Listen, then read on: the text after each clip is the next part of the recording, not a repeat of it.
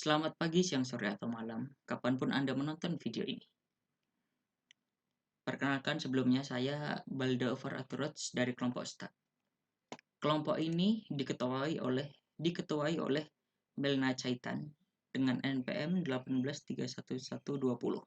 Dengan member-membernya yaitu ada saya sendiri, Balda Overaturots dengan NPM 18311176, kemudian ada Jody Saputra Dermawan dengan NPM 18311719, kemudian ada Randy dengan NPM 1842065, kemudian ada Melissa dengan NPM 1842045.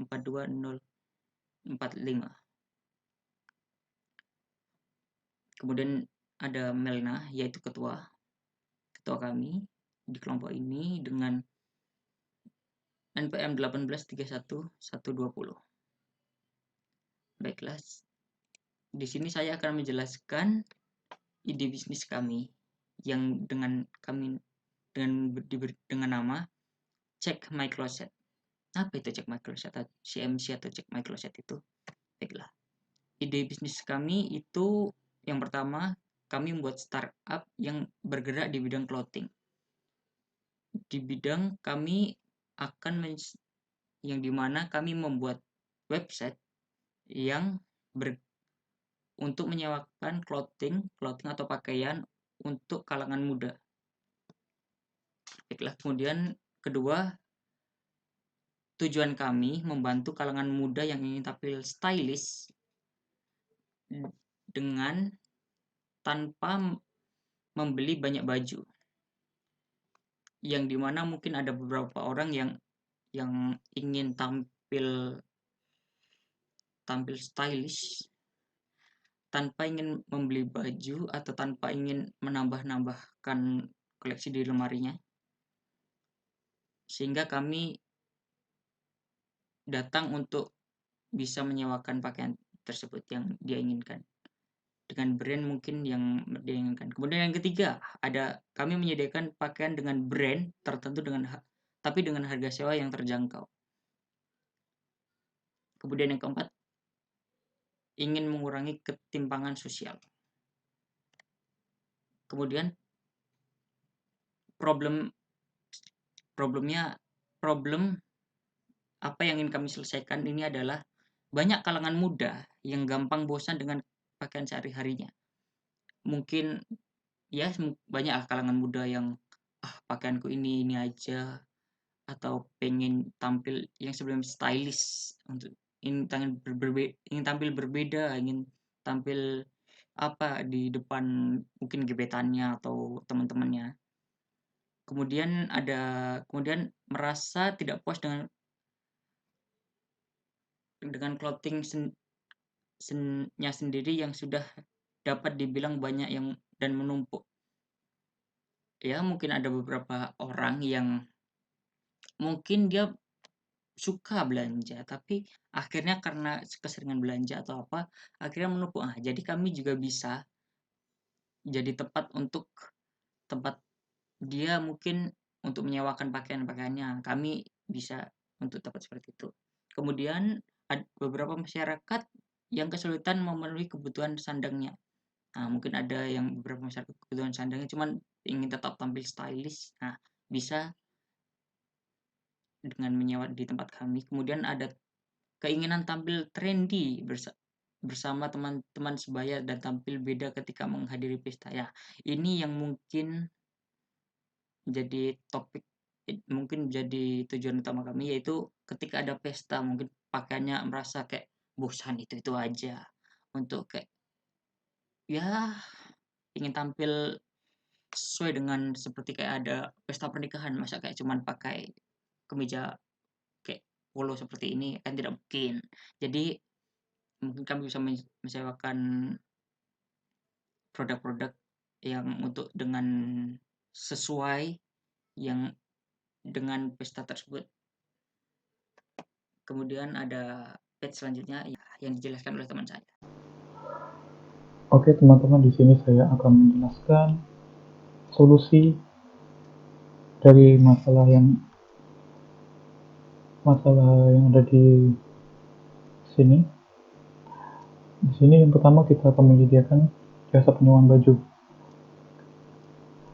Jadi kita lebih menghemat biaya, soalnya untuk membeli satu baju aja bisa dikatakan lumayan merogoh kocek. Jadi kita menggunakan penyewaan baju, jadi bisa dibilang tidak mengeluarkan eh, uang yang banyak untuk tampil lebih stylish.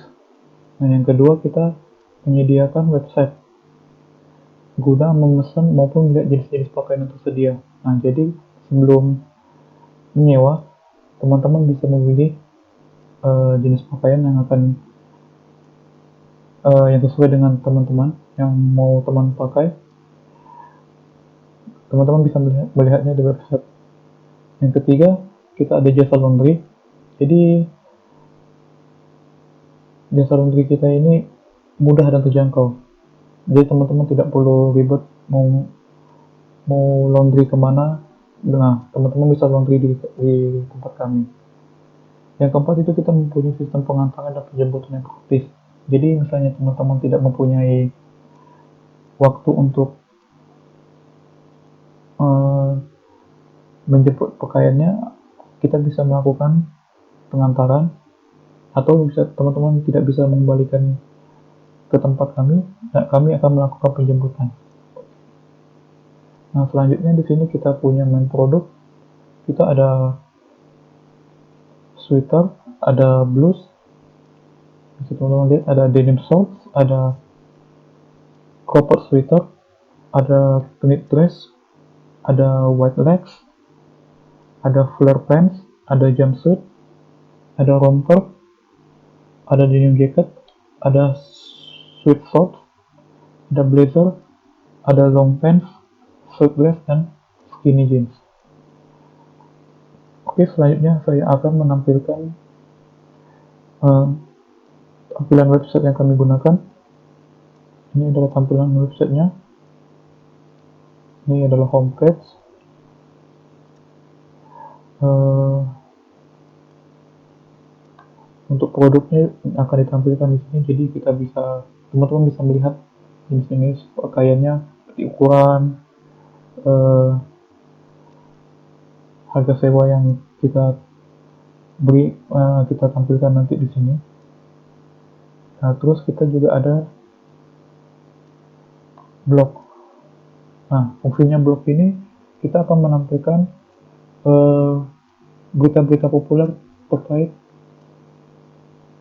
style apa model anak muda zaman sekarang. Jadi teman-teman tidak perlu khawatir ketinggalan informasi. Nah, kita di sini menyediakan informasi tentang gaya berpakaian yang tren pada anak muda zaman sekarang. Oke, sekian dari saya. Oke, nama saya Randy. Di sini saya akan menjelaskan tentang timing dan target. Nah, itu timing. Kenapa sih sekarang kita mau menjalankan bisnis ini? Yang pertama, sistem bisnis kami ini sangatlah fleksibel. Kemudian yang kedua, minat barang pre-love di Indonesia ini sangatlah tinggi, mulai dari remaja, baik laki-laki maupun perempuan. Karena banyak orang yang mau pakai baju branded, tapi mau yang selalu on budget, yang sesuai budget, yang murah. Soalnya baju-baju branded kan sangat mahal. Kemudian yang berikutnya, yang terakhir, bisnis ini bisa kami lakukan di mana aja dan kapan saja, karena ini berbasis online. Apalagi di zaman pandemi seperti ini, sangatlah cocok. Kemudian yang berikutnya target. Target kami ialah remaja, terutama wanita yang berusia 18 sampai 30 tahun. Dari target ini, kita mau lihat kita itu sebesar apa pasar kita. Jadi kita bisa dihitung atau dilihat dari market size kita. Kita bisa lihat dari TAM atau total available market. TAM ini itu adalah jumlah orang yang dapat tahu. Karena kita berbasis online, jadi kita lihat kita bisa di Indonesia memakai eh, pemakai internet di Indonesia ini itu berapa persen sih dari total penduduknya? Itu sekitar 64%, yang dimana jumlah penduduk di Indonesia itu 272 juta, pemakai internet itu sekitar 105 juta, yang artinya 64%.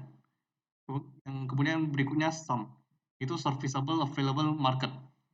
customer yang bisa menjadi target kita. Di sini kan remaja. Kita lihat remaja yang memakai internet itu berapa banyak sih? Ternyata pengguna internet di kalangan remaja berdasarkan usia 13 sampai 18 tahun itu mencapai 16,68%. Kemudian yang usia 19 sampai 34 itu mencapai 9,52%, yaitu paling banyak. Dan yang terakhir, SOM. SOM itu Serviceable Obtainable Market. Customer yang bisa dihandle atau dijangkau oleh kami. Jadi, berapa sih SOM yang bisa kami handle itu? Yaitu sekitar lebih kecil 10% daripada total SAM ini.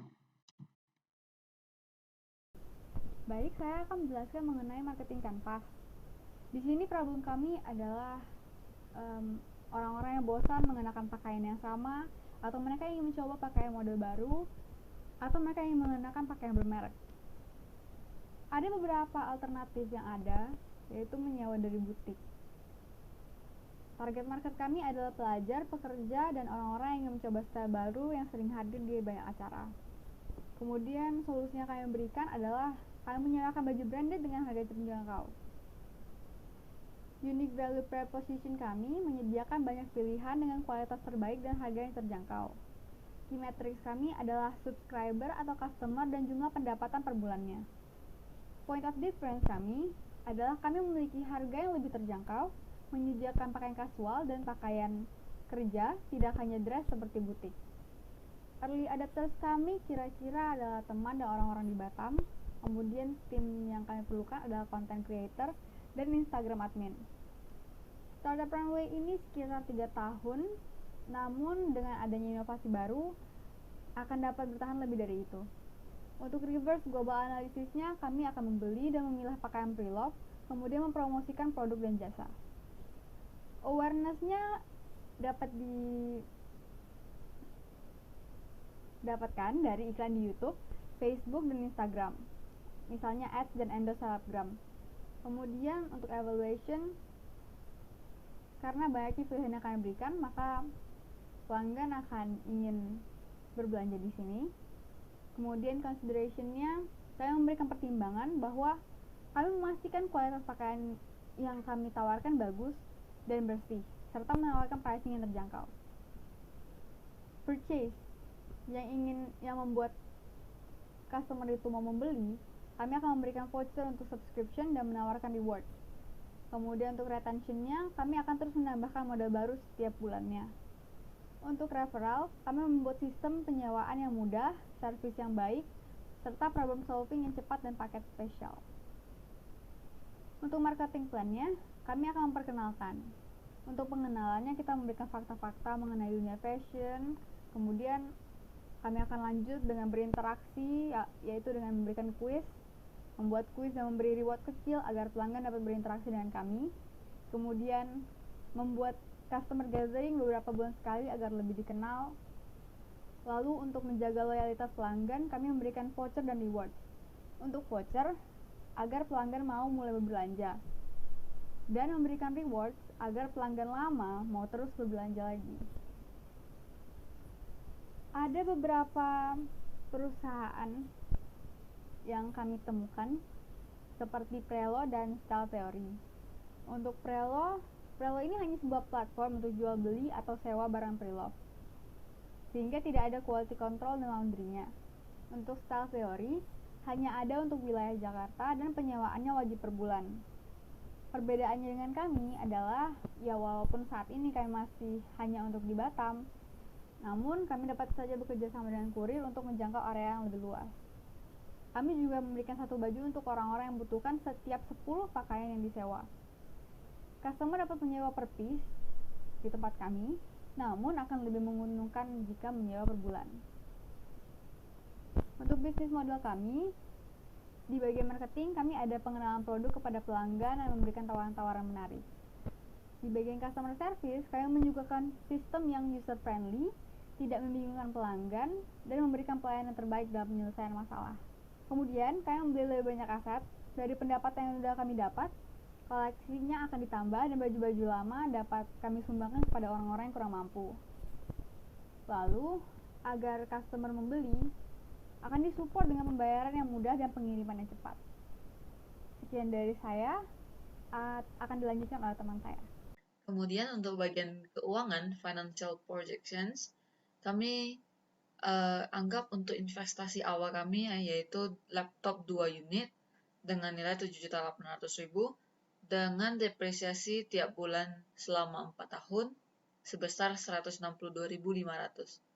Dan untuk sales report, kami anggarkan untuk Januari 2.250.000, Februari 2.250.000 juga, Maret 2.825.000, dan seterusnya sampai ke bulan Desember 3.050.000.